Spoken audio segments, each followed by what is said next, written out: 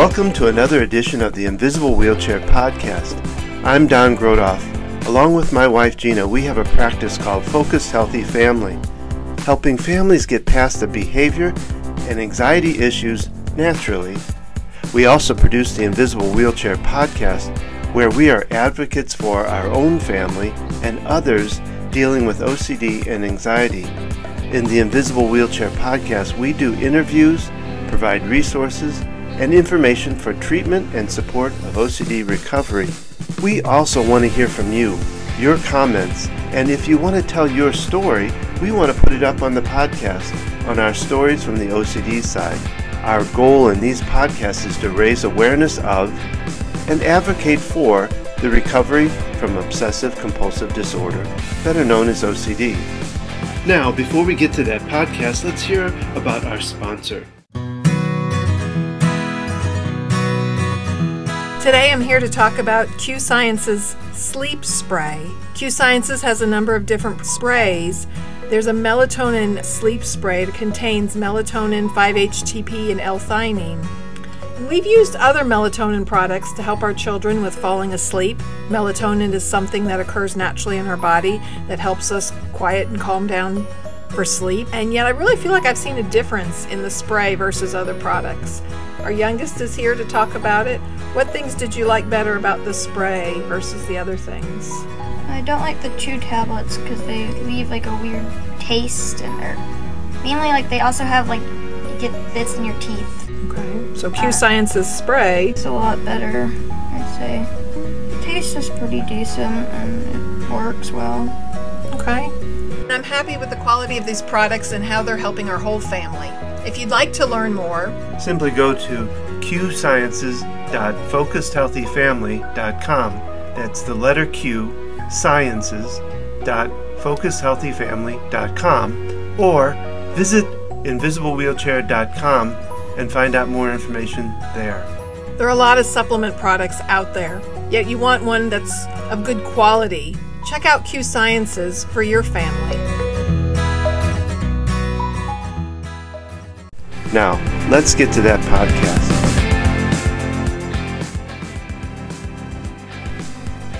This podcast was recorded December 3rd, 2021. This is podcast number 63, Finding the Right Therapist.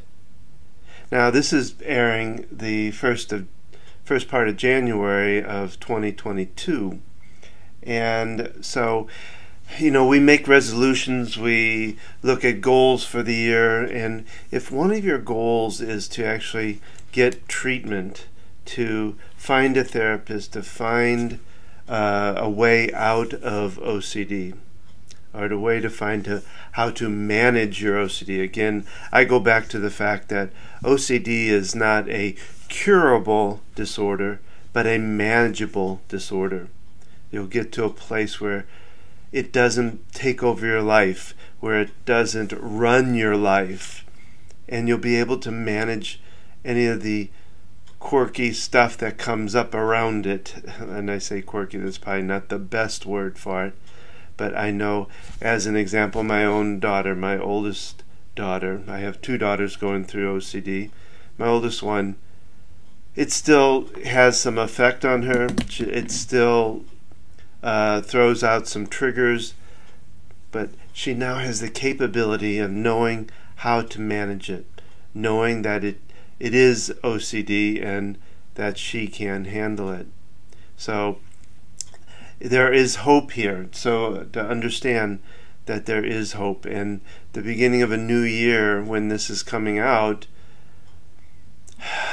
is a good time to start with finding that treatment.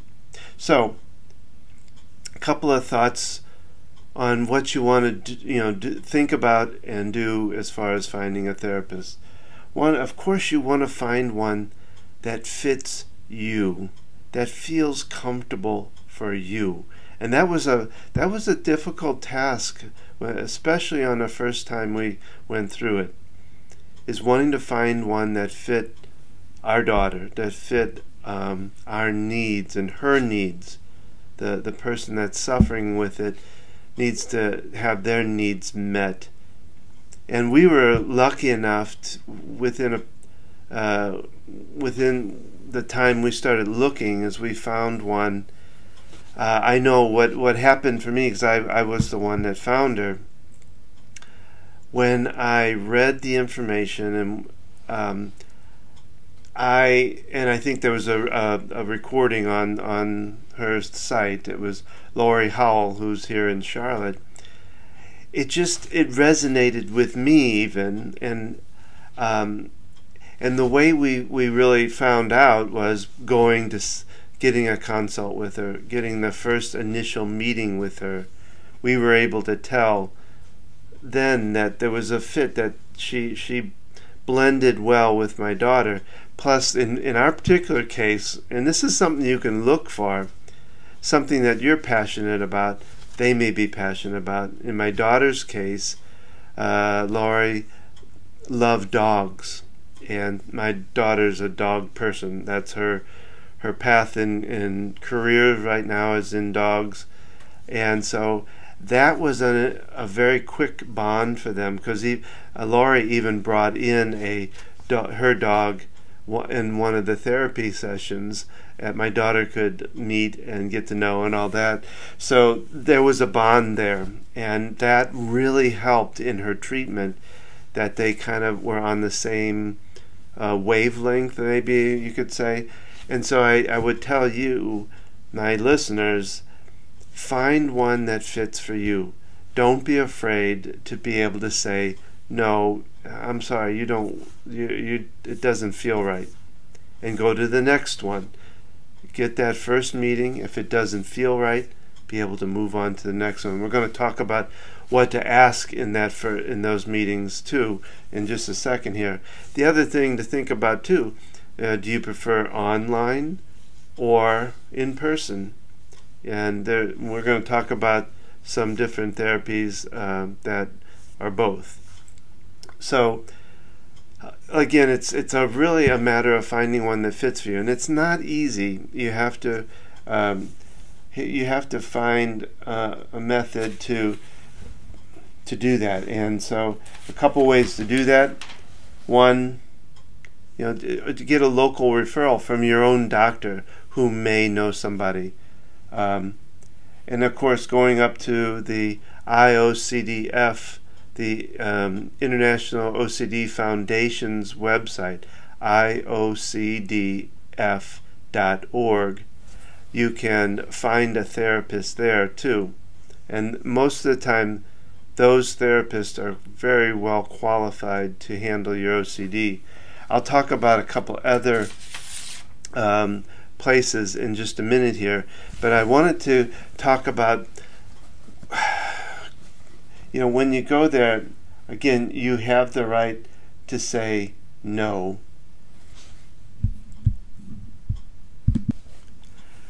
You also have the right to ask questions, and I think it's vitally important to ask questions, because you want to, again, make sure that this is the best fit for you. Because if it doesn't fit, if it doesn't match up, going through treatment for OCD is tough,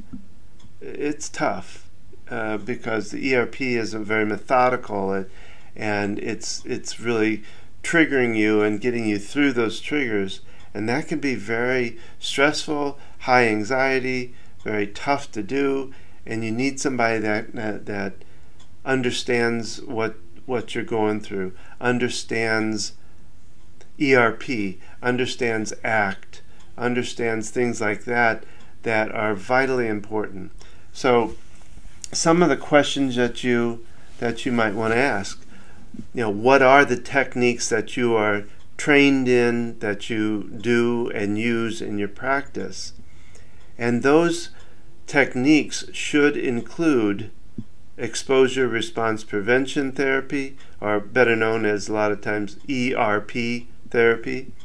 They may also have the training in ACT, acceptance commitment therapy, which plays a very big role in it. It's gotten bigger and bigger and bigger. And just as a note here, you can find, I've interviewed quite a few of the ACT therapists that are out there, that you can find out more about it, and I'm depending on where they're at, they may be able to work with you. So you really want to nail down the techniques that they use and make sure that they use ERP, because that's kind of the gold standard here. And if they haven't really had much experience in it, or they haven't been trained in it, or they haven't used it, then I would go to a different therapist. And find out their training, their background, their experience. How often are you treating somebody with OCD? And what percentage of clients do you have that you are treating with OCD? You really want to find out if they're really fluent in an ERP, or they had training but they really don't use it, or haven't used it very much. That still may not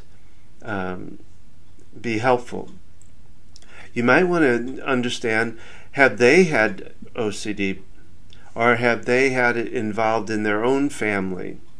What's their experience personally with it, and what's their experience with it professionally? How often do they have to deal with it?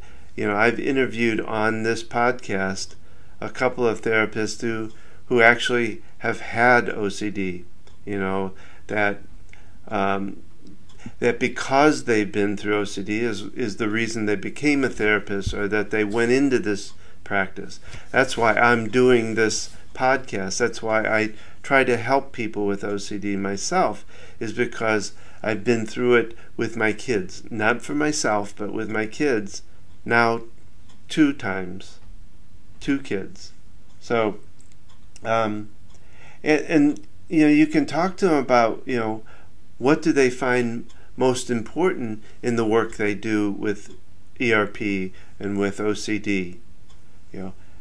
What's their success rate with it? How do they feel like they have been able to help others with it? You also might want to see if they'd be willing to share some case experiences, case examples. And again, because of HIPAA and all, they're not going to be able to tell you the name of the person or anything about the person, but they could tell you generically about a case that they did and how they got them through it. Have they worked with the type of OCD that you particularly have? And then find out from them, are they a member of the IOCD Foundation? Are they a member of the Behavior and Cognitive Therapies Association? What associations are they members of? What courses, what classes, what additional things have they done in training besides the official trainings? Have they been to workshops and classes around certain types of OCD? Find out what types of OCD they have worked with. Have they worked with harm? Have they worked with the pure OCD, things like that? What are the different types that they've worked with, and how have they treated them? What techniques? And what I've been amazed to find is I've interviewed quite a few therapists. They all have their own little twist and turn and way that they've manipulated the process to make it even better. So things like that to find out. How do they feel about medications? Are they real heavy medicated, wanting to medicate? Is it something that's a last stitch effort for them, the last result or whatever? These are the kind of things you kind of want to find out. And you might want to find out, do they go beyond the office? Do they come to the home? These are to me important things to find out. So those are kind of the questions you can ask. And you don't need to be afraid to ask them. And like I said, don't be afraid to walk out and say, no, it just doesn't feel right. Or even if you get into the therapy with them, if you want to always have an out. Now, here's a fine line though about getting out of therapy. OCD will make it really feel bad, and OCD can make it feel like it's not the right therapy because for whatever reason. So you have to also balance that idea out in your mind of, is this OCD just making it feel like it doesn't fit, making it feel bad, that's pushing me out, or is it really something that just doesn't fit? So a little bit of a fine line there, but again, you don't have to stick with a therapist that doesn't feel right to you. So where do you go to find? And I was going to go through a little bit more there. Again, I talk about, getting a local referral from a doctor, maybe somebody that's been through it. If you look for any kind of support groups that are in your area or even online, there are support groups out there. I've worked with trying to build a support group myself. It's not easy, but there are ones out there. Right now we don't have one for us that we support or do, but you can find them. And within there could be recommendations of different therapists people have worked with that you might want to find. But you can always go again to the IOCDF Foundation website, which is iocdf.org, and there you'll see a button right at the top that says Find Help. And there you can look for a therapist. They go over some of these questions too, of what you can find out when you find somebody, what to ask. You, of course, can go on to our podcast here at invisiblewheelchair.com into our archives, and you can, I think, even search on therapist, and it'll, because we put a lot of different therapists up there from all over the place. I haven't, one thing I want to do, and that this makes a note for me, is to look for therapies in other countries too, because I mostly focused on the United States. Now, a place you can go, and this is one that we're actually using ourselves right now, is the NoCD organization. A lot of people think it's NoCD, but it's what their name really is, NoCD, because their philosophy is not working so much on the thoughts as the compulsions. And I've talked about this in podcasts too, that it's not so much about removing the thoughts, but learning to manage the thoughts and getting rid of the compulsions. And that's what NoCD is about. And if you look into my archives, you can find information. I did an interview with Stephen Smith, who is the founder of NoCD, and it was a wonderful interview. Really good guy, good organization. So you might want to look at it, because that's all online, and they have therapists all over the country. Rogers Behavioral Health. There again, I did a interview with. I've interviewed one doctor, and the names I should have wrote the name down ahead of this, but you can just look under Rogers, and I think it should come up too. And I did an interview with him. Plus, I interviewed a therapist who is now with the NoCD, and she used to work for Rogers. So you also might look up the anxiety and OCD treatment centers. There's one in Charlotte, and again, Dr. Jericho, who I interviewed on the podcast has a treatment center right here in Charlotte, North Carolina.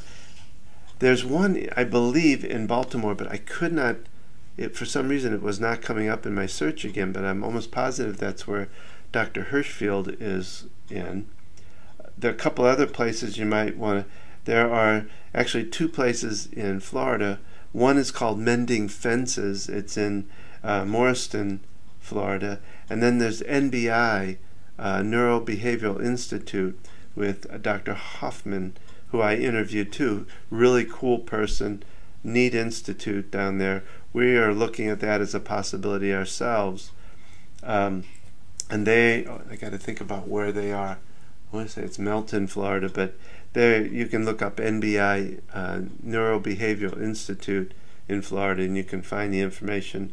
There's Newport Institute in Santa Ana, California. So there's more and more places that Rogers has places all over the country, and that you can do a consult with any one of these places to kind of get a feel for it.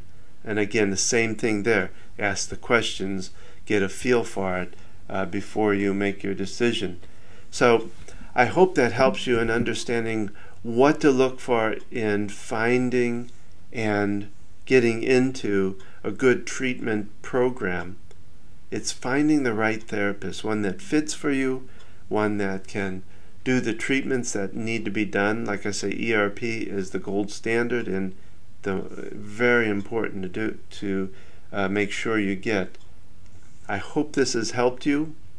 If you need more information, you can contact us. Best place to go is our FocusedHealthyFamily.com website, where you can contact us. If you contact us, I'll be happy to, to send you my Compassionate Coach Guide, which helps you as a person who is supporting somebody that's suffering with OCD learn how to do that. How can you be the best coach for them, the best partner for them in helping them through the OCD? I'll be happy to send you that. You can contact me at don@focusedhealthyfamily.com. That's focus with an ED, healthyfamily.com. don@focusedhealthyfamily.com. Send me an email and I'll be happy to send you a copy of that. Plus, you can, I'll send you the 12 signs that your child has OCD. I'll send you both of those free, no cost, no obligation to it at all. So enjoy your time and good luck in finding the right therapist for you. Take care. This concludes this podcast. We hope you will subscribe if you haven't already. Remember, we would love your comments, or if you have a story to tell, we want to put it up on the podcast. Simply go to invisiblewheelchair.com to do that. Don't forget to like us on Facebook at Invisible Wheelchair Podcast. If you or someone you know would like to be a guest, we love guests. So simply go to invisiblewheelchair.com and contact us from there. Gina and I are here to help you or your family get to a better place naturally. Simply visit focusedhealthyfamily.com for more information. Thank you for joining us on this journey. Keep tapping and focusing forward for a better way.